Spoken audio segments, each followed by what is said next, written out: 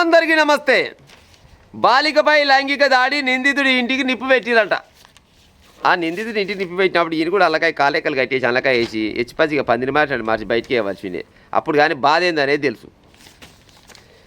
Police station ఎదుట గ్రామస్తుల ఆందోళన. బహిరంగంగా ఉరిదీయాలని డిమాండ్. పక్క బహిరంగంగా ఉత్తగా ఉరిదీయ దీన్ని.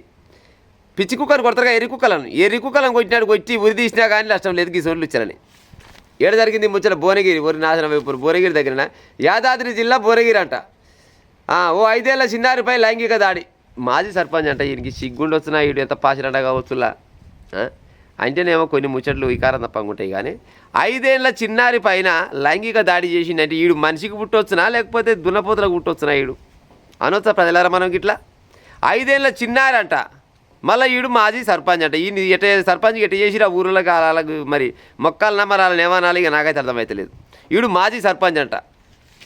ఇంత దర్జాగా తలగబట్టద్దు. 5 ఏళ్ల చిన్నారిపై లైంగిక దాడికి పాల్పడిన మాజీ సర్పంచ్ ఇంటికి మంగళవారం రాత్రి గ్రామస్తులు నిప్పు పెట్టారు. సమాచారం అందుకున్న పోలీసులు సంఘటన స్థలానికి చేరుకొని అగ్నిమాపక సిబ్బందితో మంటలు అదుపు చేయించారు. అనంతరం గ్రామంలో పికెటింగ్ ఏర్పాటు చేశారు. చిన్నారి తల్లిదండ్రులు గ్రామస్తులు బుధవారం భువనగిరి రూరల్ పోలీస్ స్టేషన్కు చేరుకొని నిరసనలు తెలిపారు. నిందితుడిని బహిరంగంగా ఉరిదీయాలని డిమాండ్ చేస్తూ ర్యాలీ నిర్వహించారు. స్థానిక బాబు జగజీవనరావు చౌరస్తా వద్ద రస్తారోకో చేసి ఎల్ఏ చిత్రపటానికి దహనం చేసిరు. ఎల్ఏ చిత్రపటానికి దహనం చేసిరు కాదు పెద్ద మనుషులు.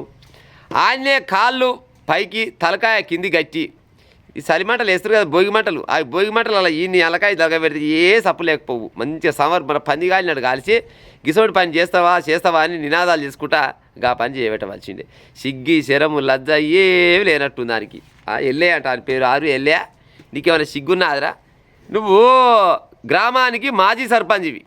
ఆడుకునే పిల్లని తీసుకుపోయి 5 ఏళ్ల పిల్లని తీసుకుపోయి ఆ పిల్ల పైన లైంగికంగా దాడి చేసినవంటే నిన్ను మనిషి అనాలనా? నిన్ను ఏ చెప్పుతోడు కొట్టాలరా నాయన? ఏ చెప్పుతోడు కొట్టినా కానీ జనాలకైతే కసి తీరకుండొచ్చు.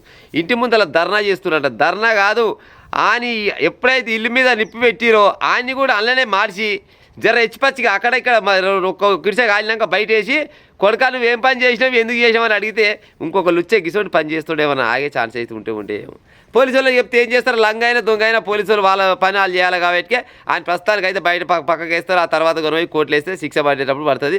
అదొక భాగంగానే.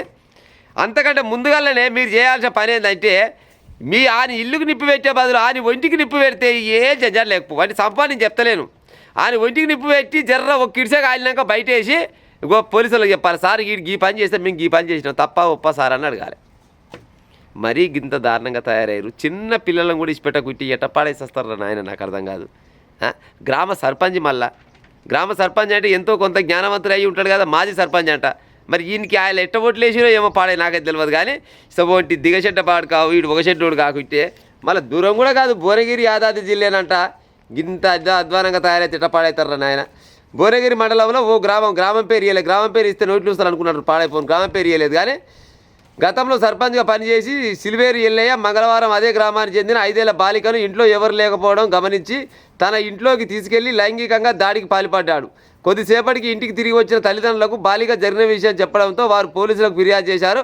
అప్పటికే ఎల్లయ్య కుటుంబ సభ్యులు ఇంటి నుంచి అందరూ పారిపోయారంట. అంటే ఎల్లయ్య కుటుంబ సభ్యులు కూడా పారిపోయారంటే ఈ ఎల్లయ్య అంటోడు పోయి నేను మరి పలానా వాళ్ళ పిల్లని ఆగం చేసిన అని చెప్పిండు. మరి ఇంటోళ్ళ కంటే సిగ్గు లేకుండా వస్తుంది. మరి ఇంటోళ్ళకి కట్టేసి ఆడ కూర్చోబెట్టవలసినే కదా.